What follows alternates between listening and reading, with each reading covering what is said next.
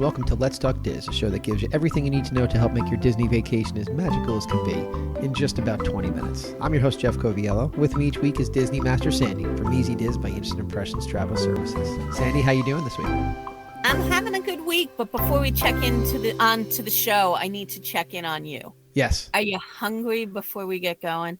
I thankfully I'm not. I've had my meals today. I'm in good shape. I knew what we were talking about tonight, and it's one of my favorite really like genres of restaurant to talk about. So I came in prepared. How about you? Are you hungry? Because you knew too. So it is tonight is all about the steak. It is. It's all about the steak, and specifically, we're going to reference for the majority of our show here tonight, Cellier out in Epcot over in the Canadian Pavilion, and I'm really, really excited to talk about it. But before we did, I know you wanted to talk about the amount of great steak options that are on property. You know, we get requests. I always, when I meet with clients and we're trying to come up with a dining plan, I'll say, well, tell me what you love to eat and don't like, what's your favorites? And you always get this dramatic pause from 50% of your guests. And now I've got to give them ideas. Right. Are you Italian eaters? Are you Mexican eaters? Are you steak eaters? And I always get, steak? We eat steak. We love steak. Sure. Who doesn't? And I think, steak is expensive. Let's be honest. And I will also say, I love a good filet. Many will argue with me. My filet needs to be nice and well done, not mooing. I often have to recommend that they butterfly it so that it doesn't come out to the table in a shade that I will not eat. But I could eat filet every day of my life, except I now live alone. My daughter's grown, and I'm too lazy to make steak for one. So there's so many options. And before we hopped on the show, I'll be honest, I threw the word steak in the search bar in my Disney experience to see what it returned. And it gave me the top ones that I always look at. Yachtsman Steakhouse over at Yacht Club. Yep. STK, which is a chain, but not very many of them. That's in Disney Springs. And if you're a Shark Tank fan, STK is home of the Kevin O'Leary wine. So keep that in the back of your mind. Nice.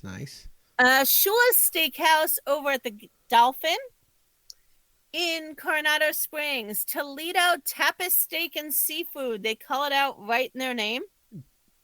The Flying Fish over at Boardwalk. I love that they take a fish restaurant and they just put it right in the steak places. I will say the next one on the list, I really don't even want to talk about. It doesn't belong in the same category, but those of you that are now putting steak in the search bar, the AMC Dine-In Theater. Please don't go to AMC Dine-In Theater for steak. No. God, no. And two that honestly didn't come up in the search bar that disappointed me. Narcoossee's, they do a surf and turf with filet or a New York strip that's great. And California Grill has a to die for oak grilled filet. So I don't know why they didn't make the cut. Could be any great cut of steak that left them off. Sure. But they are some awesome options on property. I find that for our clients who obviously knew nothing, we're going to recommend where to go. Le Cellier is a top choice. They're all great choices. Some of it is really about where are you going to be, what works best in your schedule. Maybe you need to make a steak bingo card, make sure you hit them all. But now so many. That to me sounds like a series of shows. The steak bingo card at Walt Disney World. We'll give you more than one Disney vacation to fill it, but you can be the next me. You should be out there reviewing these and deciding. Well, and really awesome. The difficult part is too, like you like yours charred, and I like to ride what I don't finish home. So between the two of us, we have the whole gamut of what a steak could be cooked at. And that's really what you get when you get steak eaters, is you get people that like it from the rare to the medium rare, and then the folks that are like you that say if it's any bit of red, I'm going to ask you to throw it back on the grill. So the Cellier, obviously known for incredible food Disney known for incredible service, so you can Well, feel and I think confident that that's you're getting it. it that way. When you talk about what you just said, it brings two issues in a non steakhouse atmosphere. Number one is you order yours mooing, I order mine, beyond dead. Right. And we both end up with medium well. Hello, welcome to the world of non steakhouse. Right. Or my least favorite second thing, I don't know how some of these places are still in business. Let's be honest, mine is going to take 5 to 8 minutes more to cook than yours. Correct. And I have been to too many non-steak places where you and I will be, the type of eater at the table, and your food comes 5 to 8 minutes before mine. Yeah, that's not okay. I don't know how these places get away with serving a table like that, but that is certainly not the case at Le Cellier. They were right on brand, and you know that you're in a steakhouse and they understand steak when you order your food the way that you think you like it, and they clarify what that means to their kitchen. Yeah. Medium well means 90% browned meat, 10% still red. Right. Do you want medium well, or do you want to change to medium, which means more like 50-50? They understand what they're bringing out. And most importantly, they want to make sure that you're happy with the meal you're getting. Yeah. And I'll segue to that is certainly no exception at Le Cellier, because it is what Disney calls a signature restaurant. That implies both that it has an upscale menu and upscale service, but along with that comes upscale pricing. Yep. If you are on a Disney dining plan, this is 2 credits. And I definitely like to talk to people about what is using 2 credits mean and whether it is worth it to you. Again, it is not an across the board answer, because you could go to a steakhouse and not be getting steak. They do have a chicken dish that is $40 for our vegetarians out there. They've got a mushroom tart that is $36, a pork chop for $46, and then they have steaks that range from $59 to $115, and that's without all of your sides. Well, that's the thing, right? In a steakhouse, your sides tend to be added on. So we'll get to that in just a second. I think one of the things that this particular steakhouse is really known for, I mean, it used to be one of the hardest places to get a reservation on property, but I think one of the things that it's definitely known for is the pretzel bread, and my favorite 3 things put together into one particular dish, which is beer, cheese, soup. I mean, you can't go wrong when you're making a soup out of beer and cheese. It's just tremendous. And then you pair it with the pretzel bread, and my God, I mean, just wonderful. I really do think that they were kind of the first place in the U.S. that had pretzel bread, to my knowledge. They were known for that. They are still known for that. I can't find a store-bought pretzel bread that is even a close second. They make these nice, long, little rolls. They're buttery on top. They're typically, if they're not hot out of the oven, they're still served warm. And again, that beer cheese soup is a favorite. I will say one of the things that I think has opened up more reservations there, making it a little easier to get than it was even 5 years ago, is very often Canada will have a booth at the festivals. Yes. And you can buy beer cheese soup with a pretzel bread. Yep. And as much as they are a steakhouse and they are proud of the steaks coming from Canada and the heritage of Canadian beef, if you get your server talking on that topic, be prepared. It's a long love fest about Canadian beef. But many went there for the cheese soup and the pretzel bread. And so being able to get that, as Jeff likes to say, my family only eats on the go, makes a great option for those of you that don't want to sit down but want that experience, and opens up reservations for the rest of us. So let's talk about the menu, right? Because when you talk about a steakhouse, there are some questions about a particular menu. You went over some of the things that you could find there that are, aside from steak, but let's really kind of break it down for folks. So I'm going to explain my battle with my weight of my entire life because I'm going to share with you a highlight of the menu for me. Okay. And it is a sauce flight. The only thing better than a sauce flight was my coverage of the last festival where I talked about a French fry flight. Right. So the sauce flight, when you order your beef, you can pick a sauce. Or for a $9 add-on, which isn't inexpensive, and I should have licked the little bowls, but I controlled myself. That's a shame. Yeah. I was like, are these a to-go option? I could, bring them and dunk my hamburger in it tomorrow. I ordered a sauce flight, which is exactly what you think. It's a lovely long wooden slab with 5 little dishes in it. The first one is a Chardonnay truffle butter. I'm sure you hated that. It's got everything that you want right there. Let's be fair. Honestly, I was like, I'm not paying $9 for extra sauce. That's insane. And I'm going to read you the rest of these sauces, and you're going to go, yeah, I couldn't pick just one either.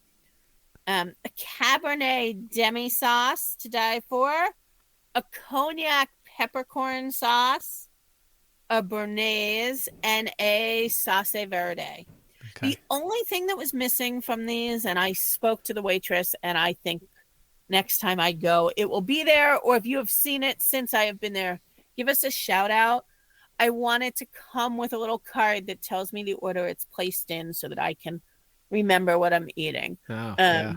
But they were definitely like, when you finished your meal, stick your spoon in worthy and eat them all, though I did refrain. Well, it's interesting that you said that too, because from the beer drinker standpoint, which is where I spend the other part of my life, when you get a flight of beer like that, that's served just like that on that wooden slab, there's typically some either chalkboard or something that indicates what it is. Exactly. So you're not crazy. Just I want to let you know that. To the waitress, and she's like, "That is the best idea. I'm going to my manager right now." So if you see it, kudos to Sandy. I think they owe me a free sauce flight. I would definitely say 2 to 3 of you at the table could easily share one sauce flight. There were only 2 of us, and it was somebody who really, I don't understand how they're related to me. They were not into all the sauces. I don't get that. That's like the meal. Come on. Well, so let's start with some appetizers, right? We talked about the soup to begin with, but there's obviously you have mussels, you have the regular shrimp cocktail, things like that, like wedge salads. All those things exist on this menu from an appetizer standpoint. And obviously also an appetizer is that beer cheese soup we just spoke about. And I know many who get that as their entree. Again, one of the things that I love about Walt Disney restaurants, although you need a reservation or to do that walk up through the app, you are not committed to ordering every course, all courses. You could go in and just get soup, though you'll miss out on that sauce flight, soup and dessert, make an appetizer meal, whatever works for you. But let's talk beef for a minute, because it is all imported Canadian beef. There must be something about those Canadian cows. Yeah, they're delicious. They moo in French. I don't know. I don't know what that would sound like in French. But... they do a 7-ounce filet mignon, which always a good filet calls my name, a 16-ounce ribeye, a 12-ounce New York strip, and then a 28-ounce ribeye for 2. That's sort of the ribeye that Toledo does, that is a for 2. I will say that the for 2 is excluded from the dining plan. And while 28 ounces is a hefty amount of beef, it does come with a hefty price tag. I don't know, even as a for 2, that I could ever look at a dinner receipt that has a $115 entree on it. Well, not with that attitude. I mean, but no, there is something for everyone. The steak will be cooked to your perfection. But as I said, if steak isn't your calling, but there is a meat lover in your family, there are plenty of other menu options for everybody.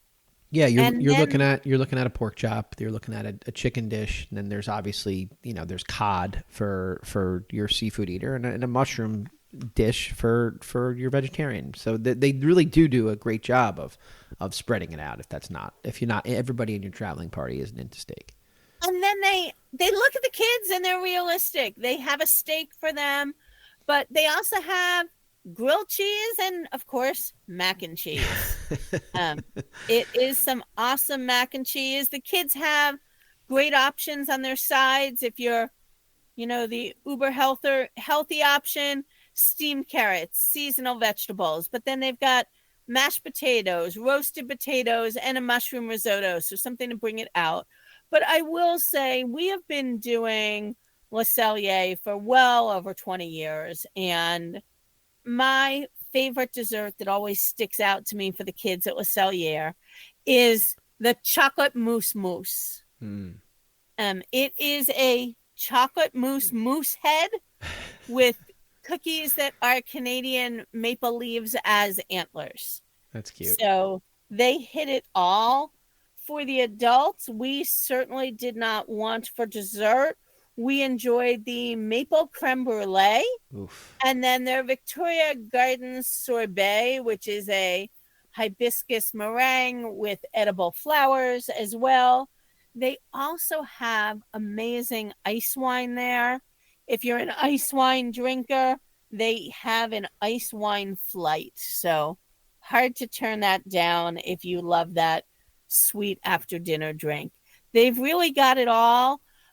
I will say it's an interesting atmosphere. You enter from obviously the Canadian Pavilion. You head down that feeling like you're headed into a cellar. So it is below ground, a great spot to get out of the rain. It is a little quieter venue, which is very nice. It does not have cell phone service, which drives me a little crazy, but ingenious of Disney if you're looking for that area to disconnect. They are just too far into the ground to get that service. So enjoy an amazing, phenomenal meal without all of that interruption. Well, and I will just mention one thing before we say goodbye that we mention pretty much on every show that we talk about when it comes to food. Your allergy situation at a place like this is very heavily considered. So there's a significant number of dishes that are on this particular menu and any menu in Walt Disney World, but we're talking about this one specifically that have individual items within the recipe that they're using to prepare that you may have an allergy to. Speak to your server, tell them what it is, talk to the cast members, say this is what I have an issue with, but I would still like to order this dish. Is there a modification for it? Do not be afraid to ask that, because you could be missing out on a great meal because you think it can't be modified. So have that conversation. Most definitely. They are phenomenal there. Well, listen, I'm glad that I wasn't hungry when we started this. I'm not going to lie to you. I still want to go get some cheddar cheese beer soup and a pretzel bread. That doesn't matter if you're full, but I'm looking forward to it the next time I'm there because it has to happen. So thank you for taking the time. Thank you for making us all hungry, and I'll speak to you next week.